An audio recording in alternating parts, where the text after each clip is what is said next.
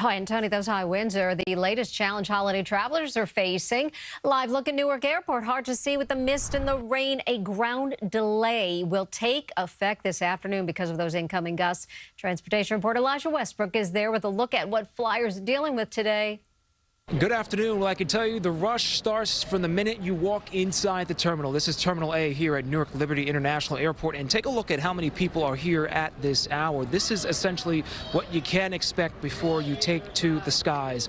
Long lines here at the check-in kiosks, even longer over by TSA. So certainly factor in extra time before getting to the airport.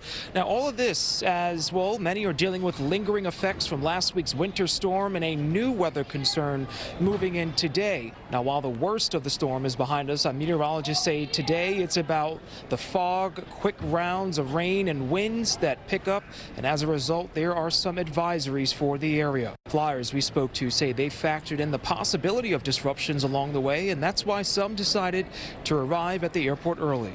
It's just ridiculous.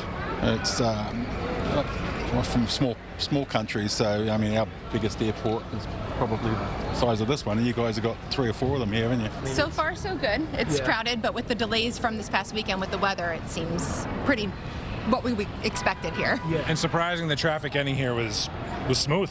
Oh, that's good. Yeah. That's good. We came early enough. I'm astounded. It's so early in the morning and this many people here. I thought it'd be kind of empty. Well, maybe this is empty. I don't know, but it looks pretty crowded to me. So let's take you from the skies to the roads. A lot of drivers out there. Over the weekend, we watched as service areas along the New Jersey Turnpike became packed as drivers tried to make their way home or continue on to New Year's plans. But back here inside Terminal A, yeah, it is busy. It is quite active at this time.